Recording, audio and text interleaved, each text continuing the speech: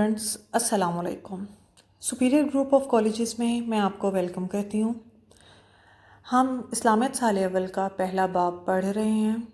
اور اس کا پہلا ٹاپک توحید پڑھ رہے ہیں، عقیدہ توحید۔ آج کا ہمارا ٹاپک ہے عقیدہ توحید کے انسانی زندگی پر اثرات۔ یہ لانگ کویسچن ہے، 8 نمبر کا جو ہے یہ لانگ کویسچن ہوتا ہے۔ 3 لانگ کویسچن پیپر میں آتے ہیں جس میں سے 2 کرنے ہوتے ہیں، اور یہ بہت امپورٹنٹ کویسچن ہے کیونکہ یہ کافی دفعہ پیپرز میں آ چکا ہے۔ آج کا ہمارا ٹاپک عقیدہ توحید کے انسانی زندگی پر اثرات۔ آج ہم پڑھیں گے کہ جب ایک انسان اللہ کے ایک خالق و مالک ہونے کو مانتا ہے اور اس پر یقین رکھتا ہے تو اس عقیدے کے سے انسان کی زندگی پر کون سے اثرات مرتب ہوتے ہیں۔ ہم نے لاسٹ ٹاپکس میں پڑھا تھا کہ توحید کہتے کسے ہیں، توحید کی اقسام ہم نے پڑھی تھی۔ جب ایک انسان اللہ کے ایک واحد اور اکیلا ہونے کو مانتا ہے اور اسی کو خالق و مالک سمجھتا ہے تو اس عقیدے سے انسان کی زندگی پر بہت گہرے اثرات مرتب ہوتے ہیں، جس میں سب سے پہلا پوائنٹ جو ہے وہ ہے عزت نفس۔ جب انسان اللہ کی مانتا ہے تو وہ اللہ کے سوا کسی کے سامنے نہیں جھکتا اور اس کے دل میں کسی بھی انسان کا ڈر اور خوف نہیں ہوتا۔ ایک دفعہ حضرت محمد صلی اللہ علیہ وسلم نے اپنے چچا زاد بھائی حضرت عبداللہ بن عباس سے رضی اللہ تعالیٰ عنہ سے کہا کہ اگر دنیا کے تمام لوگ تمہیں کوئی فائدہ پہنچانا چاہے اور اللہ نہ چاہے فائدہ پہنچانا تو وہ لوگ کبھی بھی تمہیں نفع نہیں پہنچا سکتے، اور اگر دنیا کے تمام لوگ تمہیں نقصان پہنچانا چاہے اور اللہ تمہارا فائدہ چاہے تو کوئی بھی انسان تمہارا نقصان نہیں کر سکتا۔ اس بات سے ہمیں اندازہ ہوتا ہے کہ انسان کی زندگی میں عقیدہ توحید کی کتنی اہمیت ہے، کہ جب ہم اپنے تمام کام اللہ رب العزت کے سپرد کر دیتے ہیں تو اس کی طاقت جو ہے وہ ہمارے لیے کافی ہوتی ہے۔ کہتے ہیں جس کے ساتھ رب ہوتا ہے نا اسے کسی اور کی ضرورت نہیں ہوتی، اور رب کا آپ کے ساتھ ہو اس کے لیے ضروری ہے کہ آپ رب کے حکم کے مطابق زندگی گزاریں۔ بے شک تمام عزتیں اللہ ہی کے لیے ہیں۔ دوسرا پوائنٹ ہے انکسار، عاجزی و انکساری۔ اللہ تعالیٰ کو انسان میں عاجزی و انکساری بہت پسند ہے۔ اگر ہم اپنی زندگی میں ارد گرد لوگوں کو دیکھیں تو کوئی ایک ایسا شخص جسے اللہ تعالیٰ نے بہت زیادہ مال عطا کیا ہو اور بہت طاقت بھی دی ہو، لیکن زندگی کے بہت سے مواقع ایسے آتے ہیں جہاں وہ خود کو بے بس محسوس کرتا ہے، اور یہ جو بے بسی ہے نا وہ اس کے اندر یہ احساس پیدا کرتی ہے کہ اس سے زیادہ طاقتور کوئی ہے، اور یہی بے بسی اس انسان کے اندر عاجزی اور انکساری بھی پیدا کرتی ہے، اس انسان کے دل سے غرور اور تکبر ختم کرتی ہے، اور وہ اس بات کا یقین رکھتا ہے کہ اللہ جو ہے وہ سب سے زیادہ طاقتور ہے اور انسان جو ہے وہ بہت ہی کمزور مخلوق ہے اور خدا کی محتاج ہے۔ اللہ تعالیٰ کہتے ہیں رحمان کے بندے وہ ہیں جو زمین پر عاجزی سے چلتے ہیں۔ اللہ کو عاجز لوگ بہت پسند ہیں، اور یہی وجہ ہے کہ ہماری زندگی میں جو اکثر مواقع آتے ہیں جہاں ہم بے بس ہوتے ہیں اور عاجزی سے جب اللہ کے سامنے دعا کر رہے ہوتے ہیں تو وہ لمحے جو ہیں وہ اللہ کو بہت پسند ہیں۔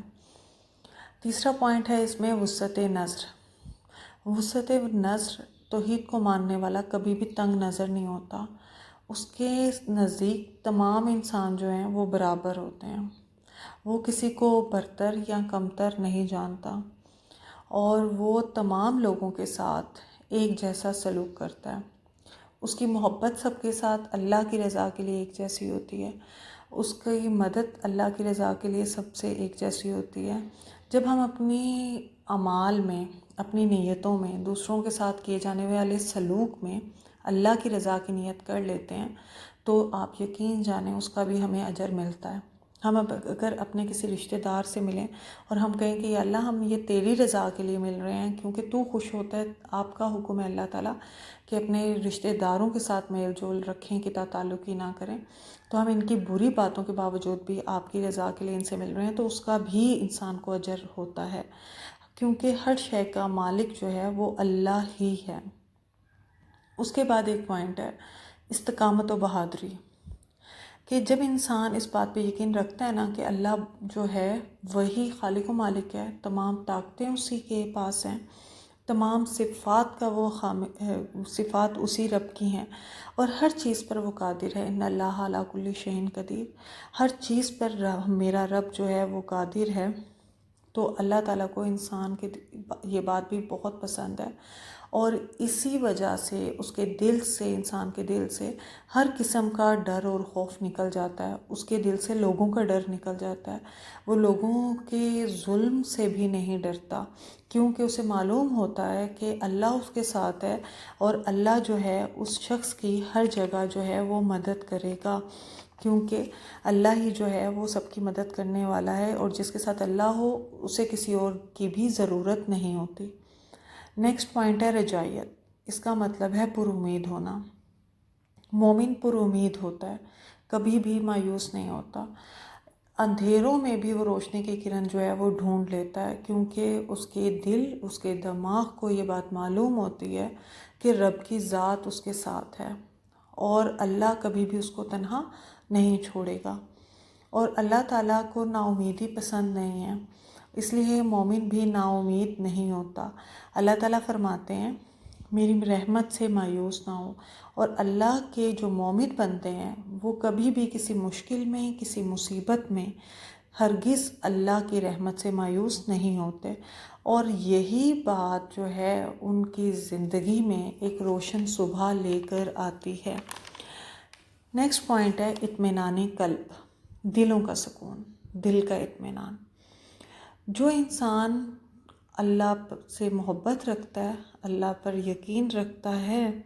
وہ نہ تو غم زدہ ہوتا ہے، نہ ہی وہ پریشان ہوتا ہے، انسان پر کسی بھی قسم کا کوئی خوف نہیں ہوتا، کیونکہ اس کے دل میں صرف ایک ہی خوف ہوتا ہے، وہ رب کا خوف ہوتا ہے، تو اس کے دل سے لوگوں کا ڈر نکل جاتا ہے، وہ لوگوں سے پھر نہیں ڈرتا، وہ صرف اللہ سے ڈرتا ہے، اور اللہ کا ذکر ہی اس کے دل کو سکون دیتا ہے، جیسا کہ قرآن پاک میں ہے کہ دلوں کا اطمینان جو ہے وہ صرف اور صرف اللہ کے ذکر میں ہے، اور آپ اپنی زندگی میں اسے پریکٹس بھی کریں، جب کبھی پریشان ہو صرف ایک سجدہ کر لیں، سجدے میں پڑ جائیں، اور اللہ تعالیٰ سے کہیں کہ میں اس وقت سجدے سے سر اٹھاؤں گا جب میرے دل کو سکون دے دیں گے، اور آپ یقین جانیں کہ آپ جیسے ہی سجدے میں سر رکھتے ہیں پریشانی کے عالم میں، دل پہ ایک سکون طاری ہو جاتا ہے، اور ایسے کوئی الہام ہوتا ہے کہ اللہ تعالیٰ بتاتے ہیں کہ میرے بندے غمزدہ اور پریشان نہ ہو، میں تمہارے ساتھ ہوں، تو اللہ تعالیٰ کہتے ہیں کہ ان بندوں پر نہ کوئی خوف ہے اور نہ وہ غمزدہ ہوتے ہیں۔ نیکسٹ پوائنٹ ہے پرہیزگاری۔ جو انسان اللہ تعالیٰ کو واحد لا شریک مانتا ہے نا، اسے معلوم ہوتا ہے کہ اللہ تعالیٰ اسے ہر وقت دیکھ رہا ہے، اس لیے وہ جو بھی زندگی میں عمل کر رہا ہوتا ہے وہ